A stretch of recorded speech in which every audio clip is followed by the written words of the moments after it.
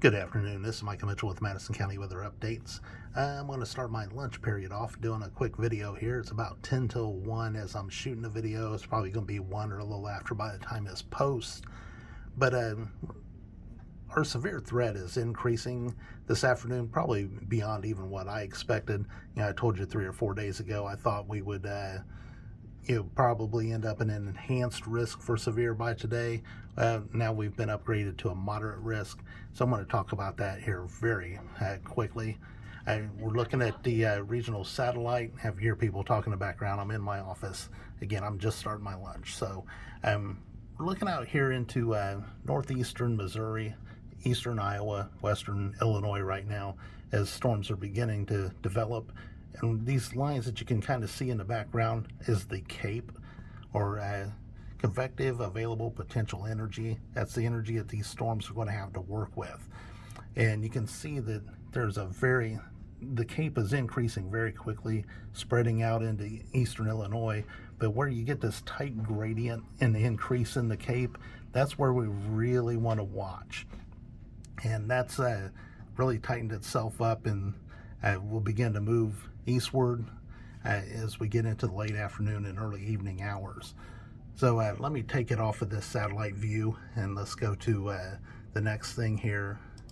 Here's the SPC outlook, and you can see now Madison County's over here, and we're now at a moderate risk for severe, and kind of at the peak of where that CAPE was. That's where they have now gone to a high risk for severe out there over western Illinois, southeastern Iowa, far northeastern Missouri. That's where the tornado threat is the highest. Over here, we do have a tornado threat. Damaging winds are going to be our biggest threat. We could see some storms pop up as they collapse. They could produce some 60, 70, maybe even 80 mile per hour wind gusts. That's something we don't see a lot in this area, but the dynamics have really perked up. We've seen a little bit of sunshine. Those of you in central Madison County, probably North Anderson, between there and Frankton, got a pretty good thunderstorm this morning. And something I didn't like when I watched that storm is, as it was developing, I could see the clouds coming from all different directions and really gathering themselves into the nose of that storm. And as they did it within minutes, all of a sudden there was a ton of lightning with it, and it got pretty strong, and that was with minimal dynamics available to it. And when I saw that, I thought that does not bode well for storms this afternoon and evening. So I'm kind of not surprised now that they have bumped this risk up.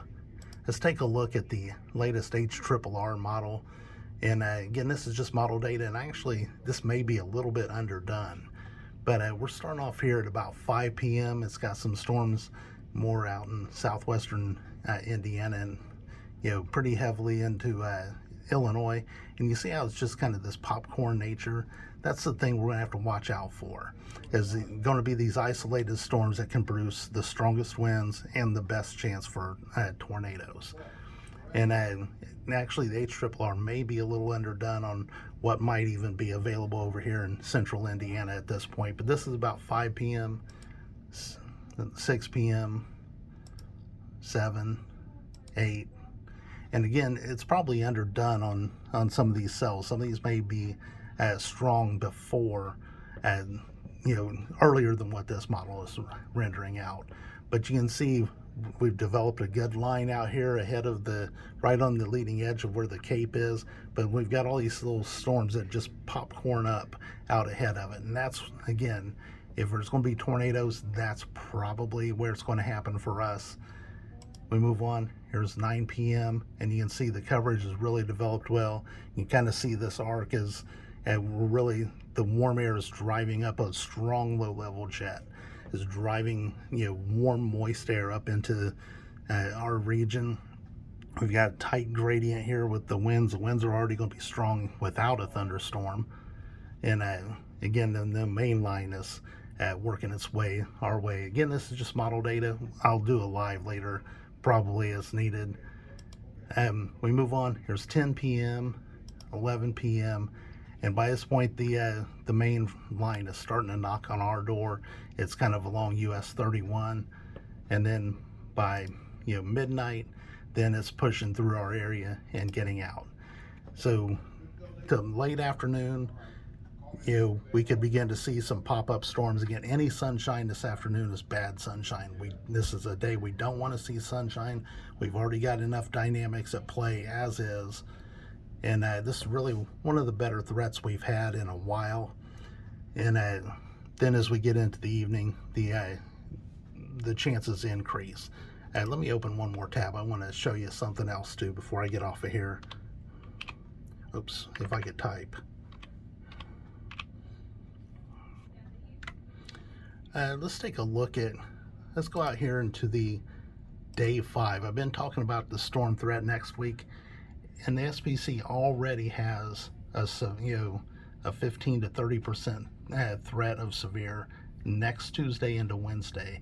And actually, I think this is probably too far west. I think this is you're going to see this shift east, and again, probably another enhanced to moderate risk, maybe even high risk, I think is going to be on the table more in our area where it's farther west today. The greatest threat is farther west today.